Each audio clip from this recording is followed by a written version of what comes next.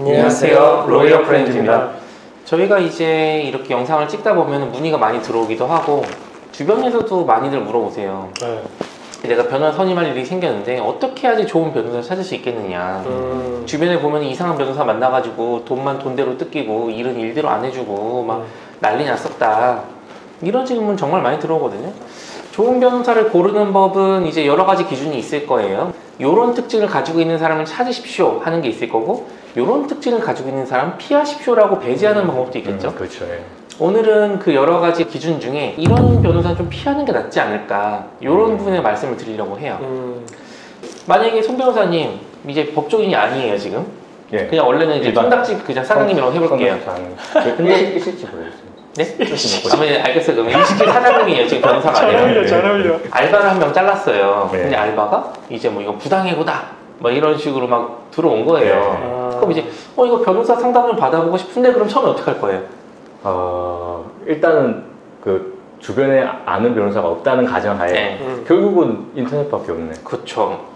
요즘 대부분 사람들이 인터넷 검색을 많이 한단 말이에요. 뭐 네이버에서 할 수도 있고, 뭐 구글이니 다음이니 아니면 뭐 유튜브에서 쳐볼 수도 있고, 인스타도 있잖아요. 인스타를 쳐볼 수도 있고, 다양한 걸 하는데, 그러면 또 광고가 우르르 이렇게 나온단 말이에요. 다 내가 최고입니다 이런 식으로 전부 다 자기가 짱이라고 얘기를 하잖아요. 맞아.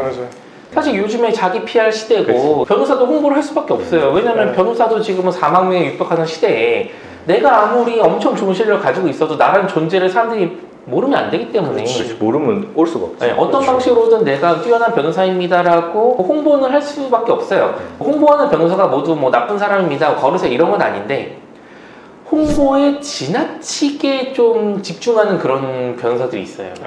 이게 변호사 시장도 엄청 이제 과열되고 있기 때문에 경쟁이 너무 심해요. 광고비도 엄청나게 치솟고 있단 말이에요.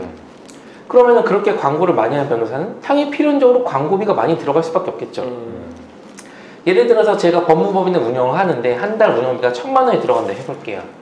그러면 한 달에 500만 원짜리 사건을 2개 선임하면 저는 충당이 가능하단 말이에요. 그렇죠. 근데 제가 광고를 엄청 많이 해요. 그래가지고 한 달에 법인 운영 비용이 1,000만 원이고 광고 비용 1,500 해가지고 2,500만 원이 들어요. 그러면 저는 한 달에 500만 원짜리 사건을 5건을 선임을 해야 돼요. 그렇죠. 그러면은 한 달에 2건을 대해서 신경을 쓰는 변호사랑 한 달에 5건에 대해서 신경을 쓰는 변호사랑 누가 더 내 사건을 꼼꼼히 봐줄까요?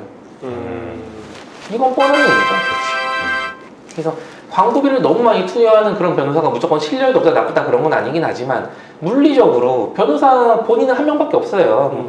그럼 당연히 비용을 많이 늘어나면 사건을 많이 선임할 수밖에 없고, 그러다 보면은 그 사건에 대해서 내가 투여하는 노력의 양은 당연히 필연적으로 낮아질 수밖에 없습니다. 그러니까 뭐 무조건 광고하는 변호사로 거르시다는 건 아니긴 하지만, 이제 너무 과도하게 하는 곳은 좀 피하시라, 이런 말씀 드리고 싶고, 그리고 또 여러 가지 그 문구들을 보다 보면은 뭐 이래서 내가 짱입니다, 저래서 내가 짱입니다 말들을 많이 한단 말이에요. 네. 그 중에서 또 흔하게 얘기하는 것 중에 하나가, 우리 법인은 변호사가 이만큼 많아요, 또 이런 얘기를 해요. 규모가 크다. 네. 저희 법인은 500명의 전문가가 있기 때문에 모두 같이 논의해가지고 당신의 사건을 최고로 이끌어줄 겁니다, 막 이런 얘기를 한단 말이에요. 이야, 내 사건에 500명이나. 법무법인은 사람 많은 건 있죠. 법무법인에 만약에 300명 있고 500명 있고 하면은 알까요? 모르지. 몰라요. 같은 법인인데도 변호사의 존재도 몰라요. 이 변호사가 우리 법인 사람인지도 몰라요. 근데 같이 협업을 한다? 말도 안 되는 말도 얘기죠. 안 돼. 그리고 예를 들어서 한 명의 변호사가 메인으로 주로 담당하는 사건이 50개 정도라고 해볼게요. 근데 법인에 변호사가 300명이 있어요. 그러면은 300에다가 50을 곱하면은 15,000개가 돼버리죠. 그러면은 300명이 모두 그 사건에 대해서 협업을 해서 하려면은 한 명의 변호사당 15,000개의 사건을 머리에 넣고 있어야 돼요. 이게 말이 가능한? 말이 됩니까 이게? 불가능하지. 아무리 변호사가 많아도 여러분의 사건을 맡는 사람은 결국 한 명, 아니면은 많아봤자만 2명, 3명? 요 정도가 끝이에요.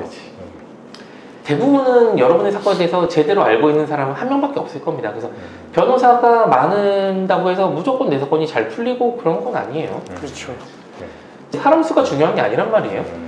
그 브랜드가 얼마나 알려져 있는지도 아니고, 결국 그 브랜드에서 내 사건에 얼마나 신경을 써주고 그 사람이 그 사건에 얼마나 전문가인지가 중요한 거지, 그냥 널리 알려져 있다, 크다, 많이 보인다, 이게 문제가 아니라는 거죠. 제가 어려운 말을 하는 건 아니잖아요. 그렇지. 당연한 얘기란 말이에요. 굳이 변호사 업계가 아니라 다른 업계에서도 맞아요. 똑같이 적용되는 그런 그렇지. 말이에요, 이거는. 근데 보통 변호사를 구할 상황이 된 사람들은 좀 마음이 급해요. 그러다 보니까 제대로 된 판단을 생각을 잘 못하는 것 같아요. 빨리 변호사를 선임해야 된다고 생각을 하다 보니까 제3자가 보기에는 그거 좀 아닌 것 같은데 하는데 그걸 생각하지 못하고 눈앞에 있는 걸 빨리 잡아야겠다 이런 생각에서 좀 잘못된 선택을 하시는 경우도 있는 것 같은데, 저희 그 사무실 오시는 분 중에 다른 변호사를 선임을 했는데 그 변호사가 일을 너무 안 하는 것 같아요 하면서 변호사를 바꾸고 싶어요 라고 찾아오는 분들 많이 있잖아요. 그런 분들이 대부분 이런 패턴을 당하시는 거거든요. 그래서 오늘은 이제 좋은 변호사를 고르기 위해서 뭐 이런 거를 좀 주의하시라 이런 말씀을 드렸는데, 다음에는 이런 변호사를 배제하세요 이런 얘기 말고 이런 특징을 보이는 변호사가 있으면은 그쪽은 뭐 긍정적으로 판단을 하시는 게 좋겠다, 그런 내용으로 다시 한번 돌아오도록 하겠습니다. 감사합니다. 감사합니다.